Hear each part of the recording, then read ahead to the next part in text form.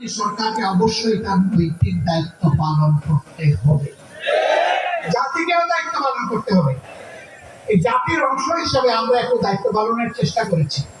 আমি মাপ চাইব শহীদ পরিবারের লোকদের কাছে, আমরা আপনাদের পাশে গিয়েছি আপনাদেরকে অনুগ্রহ করার জন্য, বরঞ্চ আপনাদের দোয়াটি নিয়ে আমাদের দিলটা বুকটা শীতল করার জন্য।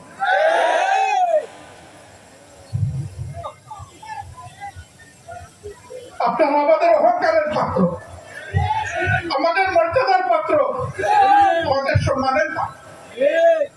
আমরা সরকারের কাছে দাবি জানাবো তাদের সঠিক স্বীকৃতিতে যেন দেওয়া হয়। পাঠ্যপুস্তক কারিকুলামে আগামী দিনের নাগরিকরা যেন জানে যে তাদের আবু সাইদরা ছিল, শহীদরা ছিল, বাংলার শহীদরা ছিল, মুক্তরা ছিল, রিয়ারা ছিল, তোদের সন্তানও ছিল, এটা যেন তারা জানে। এই জন্য যারাই লড়াই করেছে দেশে বিদেশে সব জায়গায় সবাইকে অভিনন্দন জানাই।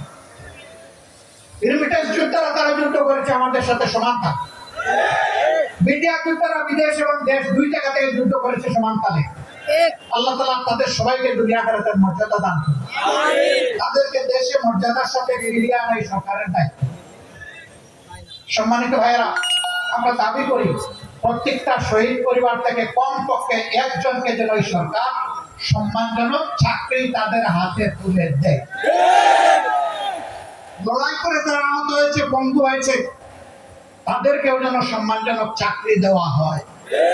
তারা যেন আজীবন কারো করুণার পাত্র হয়ে না থাকে, তার যোগ্যতার বলেই যেন সে পরিবারকে আল্লাহর সাহায্য দিয়ে সামলাতে পারে। আমরা এই দুই জায়গার দাবি অত্যন্ত স্পষ্ট রাখলাম। সরকার আশা করব আমাদের এই দাবির প্রতি তারা সম্মান প্রদর্শন করবে। সম্মানিত ভাইরা, কিন্তু আমি পরিষ্কার বলতে চাই, এরা পরিবারে চাকরি পাওয়ার জন্য অথবা কারো একটু সহযোগিতার জন্য এরা কোনো লড়াই করে না। নিঃস্বার্থ লড়াই করেছে জাতিকে সম্মানিত করার জন্য। জাতির দায়িত্ব এখন এই পরিবার এবং ব্যক্তিদেরকে সম্মানিত করতে হবে, এর কোনো বিকল্প নেই। আমরা দল এবং ধর্মের ভিত্তিতে কোনো বিভাজন মানি না। আমি হিন্দু ভাইদের কাছে গিয়েছি, বৌদ্ধ ভাইদের কাছে গিয়েছি, খ্রিস্টান ভাইদের কাছে গিয়েছি, তাদের খোলামেলা কথা শুনেছি। আমি বলেছি আপনারা মাইনরিটি ভাবেন কোনো নিজেদেরকে, আমি জন্ম নেওয়ার কারণে আমার যে অধিকার আমার সরকারের উপর আছে, আপনাদের সমান অধিকার আছে।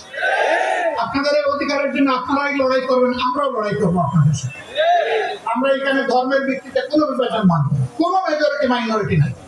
একজন নাগরিক বাংলাদেশের জন্ম নিয়েছে, তার পরিচয় সে বাংলাদেশের নাগরিক, সে বাংলাদেশ, এটাই তার পরিচয়। অন্য কোনো পরিচয় আমরা দেখতে চাই না। হ্যাঁ, একজনের ধর্মকে অনুসরণ করবে, এটা তার ইচ্ছার ব্যাপার। সে দল কোনটা গ্রহণ করবে এটাও তার চয়েসের ব্যাপার। এখানে কোনো বাড়াবাড়ি এবং হস্তক্ষেপ দেখতে চাই। অমুক ব্রাহ্মণ আর অমুক সাঁওতাল, এটা আর আমরা দেখতে চাই। হ্যাঁ, ব্রাহ্মণরা তাদের সব মর্যাদা নিয়ে তারা থাকবে, সাঁওতালরা তার একটা মর্যাদা না। কিন্তু রাজনীতিতে কোনো ব্রাহ্মণগিরি চলবে। ব্রাহ্মণগিরি হচ্ছে আমার, বংশগিরি হচ্ছে আমার ধর্মীয় দেব। রাষ্ট্রে আমরা সবাই সমান, এই সবাই সমান করে সবাইকে ঐক্যবদ্ধ করে আমরা একটা ঐক্যবদ্ধ জাতি চাই। এবং এইরকম একটা ঐক্যবদ্ধ জাতির উপরে আর কেউ কোন ধরনের বদ ইচ্ছা হাসিল করার দুঃসাহস আর দেখাবে না। এখন কথা হলো যারা পালিয়ে গেলেন, করতে গেলেন, লুকিয়ে গেলেন, কলা পাতায় ঘুমাইলেন, তাদের কি? হ্যাঁ, তাদের প্রতিও বিচারে কোনো জুলুম করা, ওটা আমরা চাই না।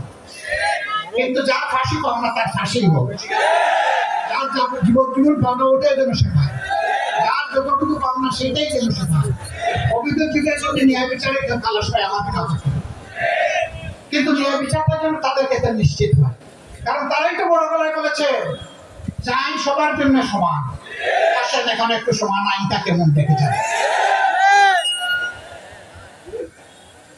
তারা বলেছেন স্বাধীন বিচার বিভাগ, আমরা এখনো বলছি বিচার বিভাগটা স্বাধীন থাকে।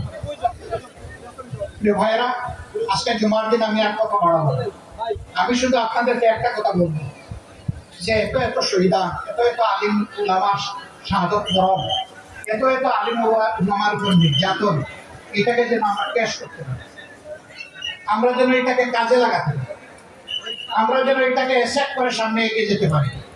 বাংলাদেশ জামাতে ইসলামী আমি যা বললাম এরকমই একটা দেশ করতে চাই। এই দেশ গঠনে আমরা আপামর জনতা আন্তরিক ভালোবাসা, দোয়া, সমর্থন, সহযোগিতা চাই। এই কথাগুলো আপনারা ঘরে ঘরে পৌঁছে দেবেন। গাজীপুরের প্রত্যেকটা ঘরে আমাদের সালাম পৌঁছে দেবেন, প্রত্যেকটা আহত ব্যক্তির কাছে আমাদের সালাম পৌঁছাবেন।